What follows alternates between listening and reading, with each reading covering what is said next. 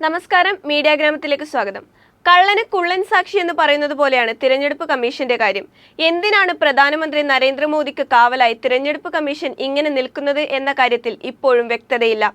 കഴിഞ്ഞ ആഴ്ച കർണാടകയിലെ ചിത്രദുർഗയിൽ പ്രധാനമന്ത്രി നരേന്ദ്രമോദിയുടെ ഹെലികോപ്റ്ററിൽ നിന്ന് സുരക്ഷാ പരിശോധനയിൽ ഉൾപ്പെടുത്താത്ത ഒരു പെട്ടി രഹസ്യമായി സ്വകാര്യ വാഹനത്തിൽ കയറ്റിക്കൊണ്ടുപോകുന്ന വീഡിയോ വിവാദമായതിനെ തുടർന്ന് മോദിയുടെ ഹെലികോപ്റ്ററിൽ പരിശോധന നടത്തി.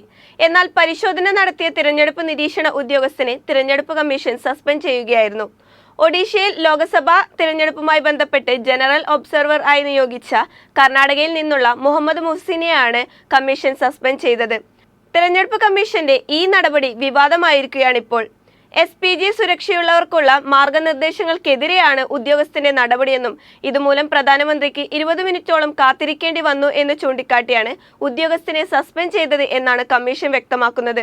2019 മാർച്ചിലെയും 2014 ഏപ്രിലിലെയും കമ്മീഷന്റെ ഉത്തരവ് ലംഘിച്ചു എന്നതിനാലാണ് നടപടിയെടുത്തത് എന്നതാണ് തെരഞ്ഞെടുപ്പ് കമ്മീഷന്റെ വിശദീകരണം.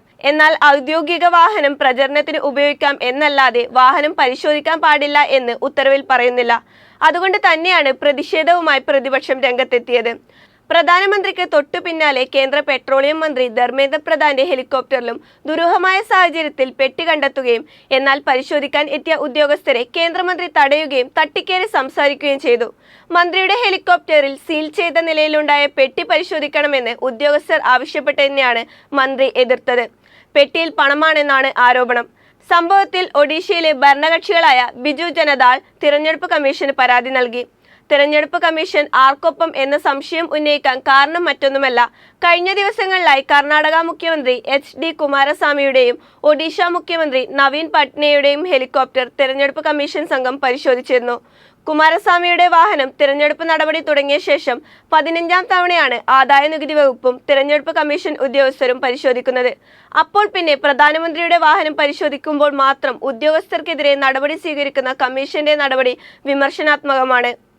തിരഞ്ഞെടുപ്പ് കമ്മീഷന്റെ ഈ നിലപാടിനെ പലരും ശക്തമായി തന്നെ വിമർശിച്ചു.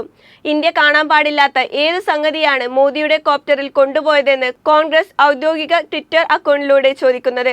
പ്രധാനമന്ത്രിയും മുഖ്യമന്ത്രിമാരും തിരഞ്ഞെടുപ്പ് പ്രചാരണത്തിലായിരിക്കെ മുഖ്യമന്ത്രിമാരുടെ ഹെലികോപ്റ്റർ പരിശോധിക്കുകയും പ്രധാനമന്ത്രിയുടെ ഹെലികോപ്റ്റർ പരിശോധിച്ചാൽ മാത്രം ഉദ്യോഗസ്ഥർക്കെതിരെ നടപടി ഉണ്ടാവുകയും ചെയ്യുന്നത് എന്തുകൊണ്ടാണെന്ന് കേന്ദ്ര ധനമന്ത്രാലയ മുൻ സെക്രട്ടറി EAS ശർമ്മ തിരഞ്ഞെടുപ്പ് കമ്മീഷന് അയച്ച കത്തിലും പറയുന്നുണ്ട്. ഇതിപ്പോൾ ആരുടെ ചൗക്കിദാർ എന്ന കാര്യത്തിൽ മാത്രമേ സംശയമുള്ളൂ. കാവൽക്കാർ എല്ലാം തന്നെ കള്ളന്മാർ തന്നെ.